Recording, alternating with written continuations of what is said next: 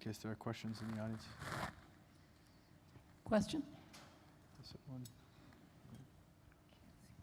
Hi, Candace Wortman from Outlier Media in Detroit. As you're thinking about technology and engaging communities, and you look at cities like the one I live in where 40% of people don't have any access at all to the internet, how do we make sure that we're not leaving people behind? Because if I'm, listening to what's happening on this stage, that means that 40% of Detroit don't have access to the kinds of technology that you're talking about, which means they're going to be left behind in the future, and that is a scary thing to think about when you think about 40% of a city like Detroit being left behind. Josh, you have lived in Detroit. Do you want to jump in first? Yeah. So I think there's a big question of the gap between engagement and actual interaction. So looked at the data in Detroit quite a bit. We did a lot of neighborhood work in a number of places. In Cody Rouge, the numbers were worse than that, so more like 60%. And that's where I intersect my two lives. So I've had this one live on the corporate side, trying to help inform big companies how to better pursue their purpose. This other life that started at the neighborhood level and worked its way up.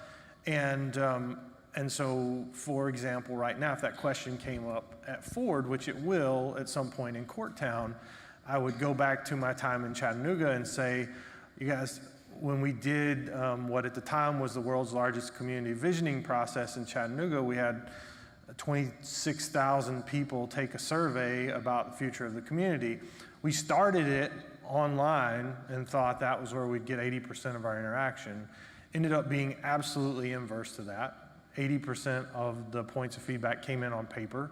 Most of it was done on clipboards with old school Marshall Gann's organizing techniques, going door to door, block by block.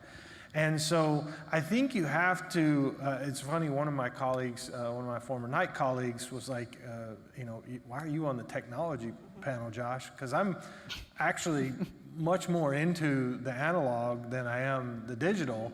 I think you have to know when to use which tool. And so for entities that are looking to engage and not leave folks behind, you need to go back and pick up the tools that are going to appeal to everyone. And then I think we also have to push towards a place where we start to question what is over time, our definition of poverty has changed. And so what was poverty 100 years ago and what's poverty today is very different. I think we have to start questioning things like data and mobility as basic human rights. And if so, I come from Appalachia, there was sweeping rural electrification projects. And so how are we going to approach the things that we're seeing making people become more divergent and invest in them systemically in order to decrease those barriers?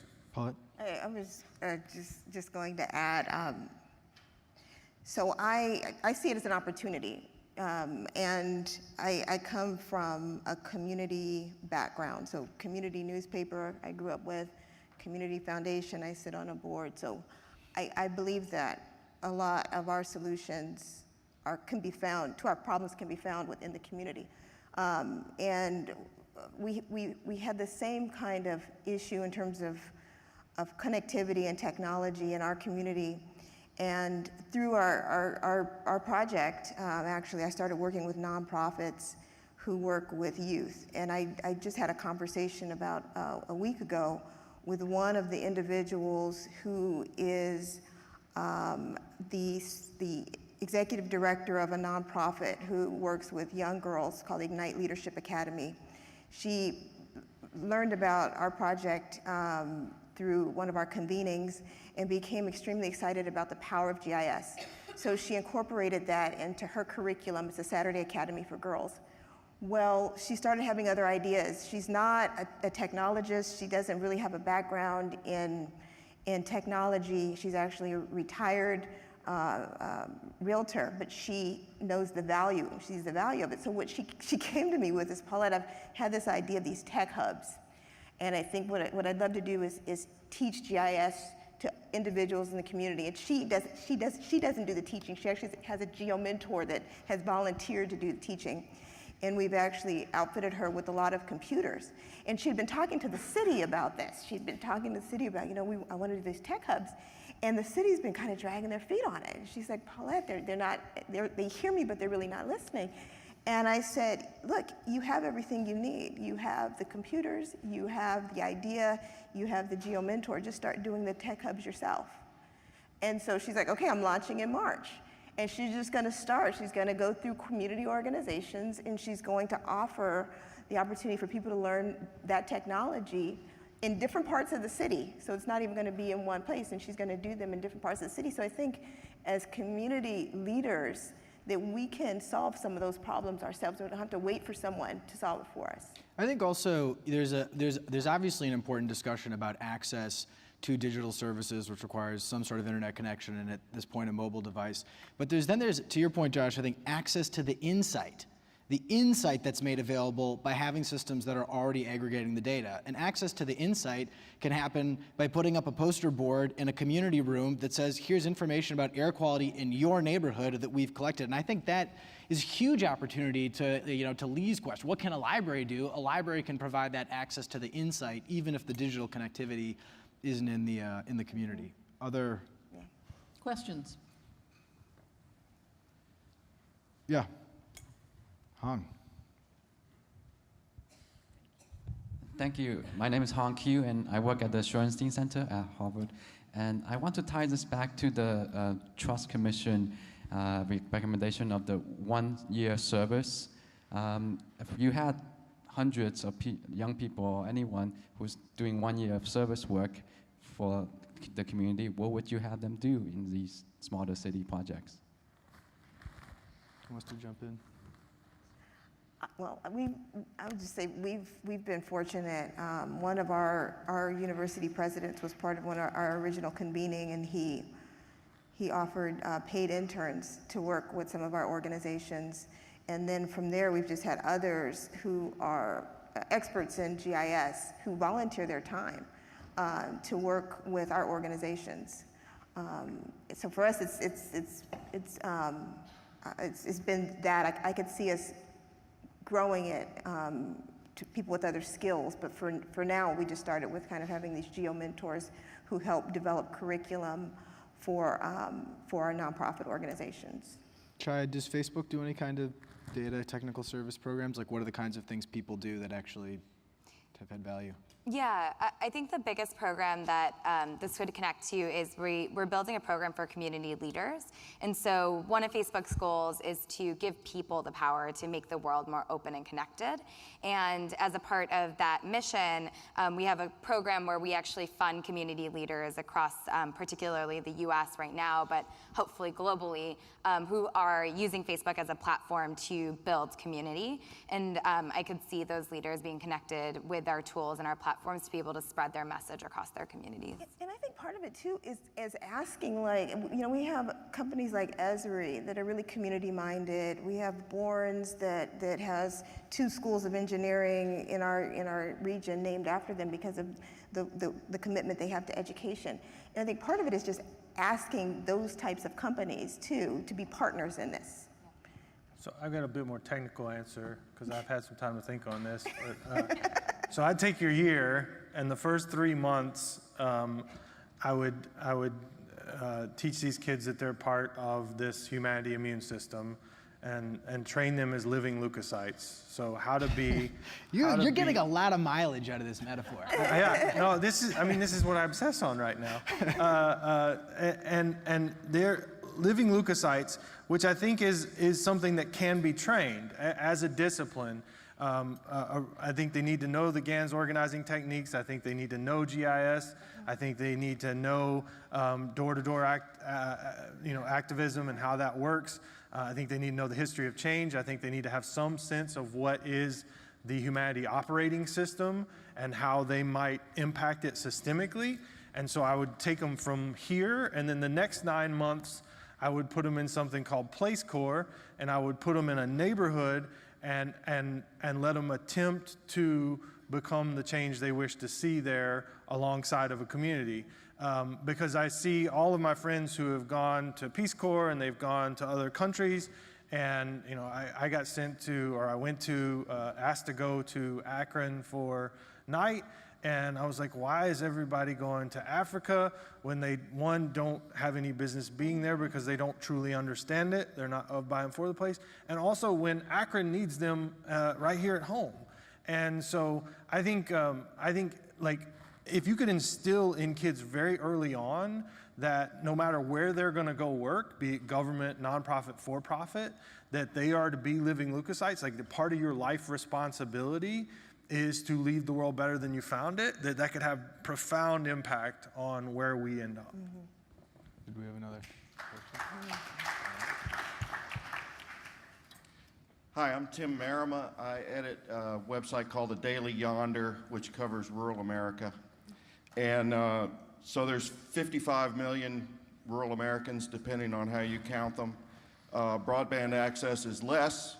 There was a statement made that we have, every place has these apps that they use that don't. Currently, I can get Uber from the airport, but not to the airport. And I'm the lucky one, right? So I appreciate the comments, especially about investing in capacity building within these communities and within with the technology that is just not there yet. But I feel like we're having a conversation where 20% of the U.S. and we can point, and the disturbing statistic out of Detroit too, that this is not an even conversation.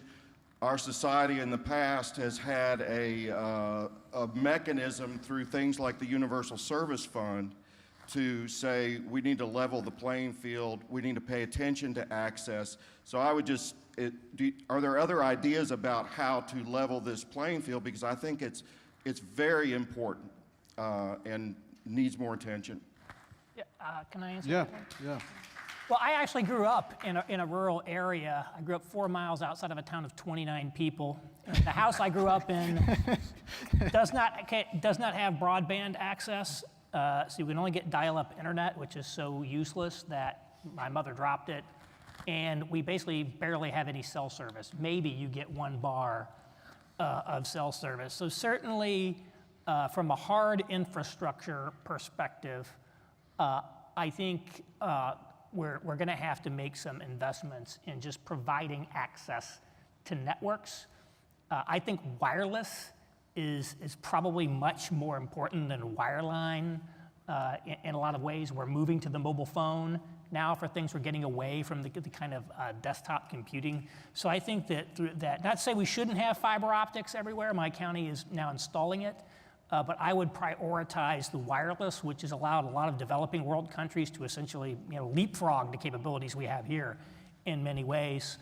But I think we also have to just say a lot of things like, as long as we have cars that require drivers, there may not be Uber service available in your community, but maybe once we have a driverless Ford car, there will be. Rural mobility, I think some of these technologies, if we get driverless cars, rural mobility is going to be an enormous beneficiary of something like that, because most rural areas, if they have any public transit, it's essentially sort of just an essential service shuttle sort of thing.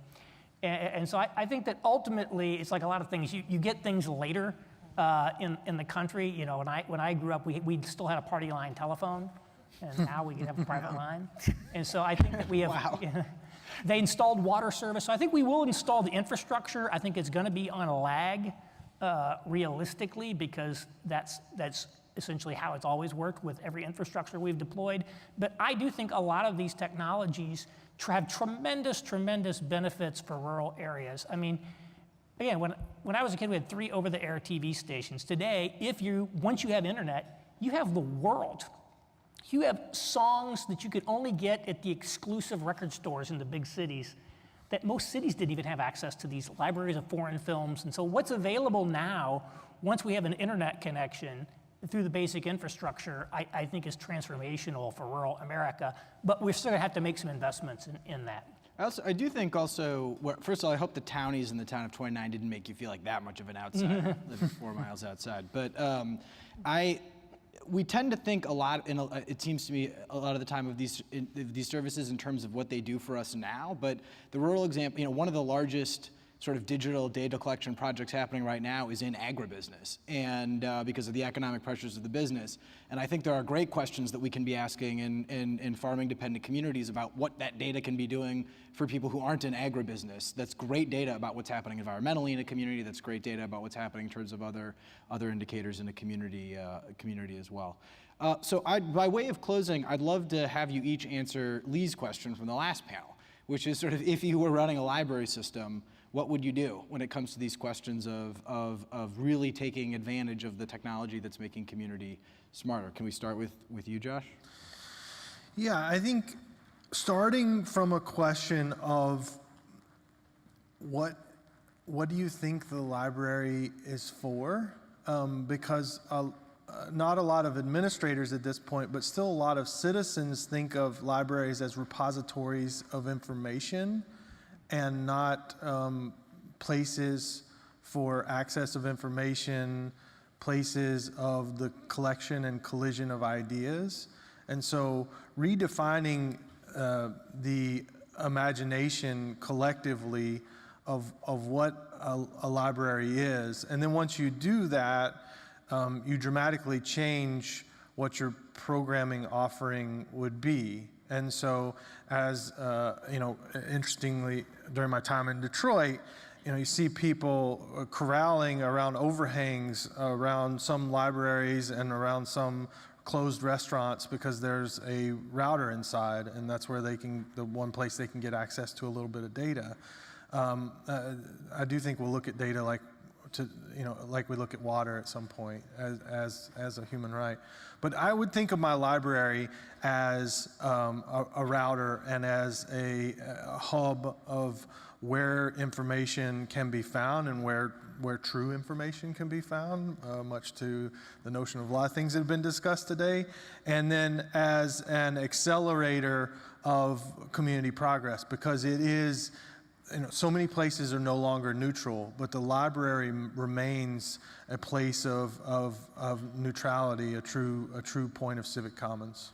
What would you do, Paulette? I would add to that the idea of the hub for the library. If I were the library, I would look to my community foundation, find out how we could partner, looking at any donor-advised funds that support libraries.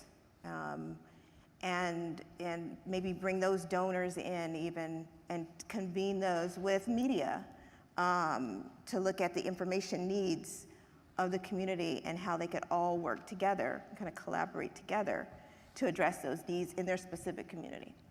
Aaron? Yeah, when I spent the summer in Bloomington, Indiana, where I went to school, and went to the public library there, and I walked through the local kind of reference section, and one of the things I saw on the shelf were telephone books, all the old telephone books from years and years and years and years, and all the old yellow pages. And I just think about all the research that we can do into the past because we had hard copy records, whether it be the physical computer, the physical newspaper that's now microfiche, but it could be just a phone book, an ability to find out what businesses were around. There was a lot of research that was great. A guy named Eric Fisher did it into rents in San Francisco that he got from digitizing the classified ads in the San Francisco Chronicle from like decades and decades ago. And so I think how to solve for this lack, when somebody goes to do research on the present, what are they going to find when so much of the data is ephemeral, it's digital and it's ephemeral? And so there are digital archiving projects. I presume there's a lot of people in the library field already looking about this, but creating an archive of data about your community from these digital original sources so that future researchers can actually find out what was going on, I think is something I would be looking into. Chaya? I would say two things. One is putting on my hat as a member of the board of a local foundation that tries to work with schools, is just building a place where different people across generations of a community can come together and figure out how to impact their community through built environment or repairing spaces or just building a hub for people to come together and talk about the world that they live in. And then second is then empowering those people with just an understanding of how to leverage data to solve the problems in their community. Not that data is kind of the ends to all means, but more so that they could really figure out problems in their community, use data to actually come up with solutions and advocate for solutions to those problems. Thank you all for joining us. We really appreciate it. Thank you, everyone. Have a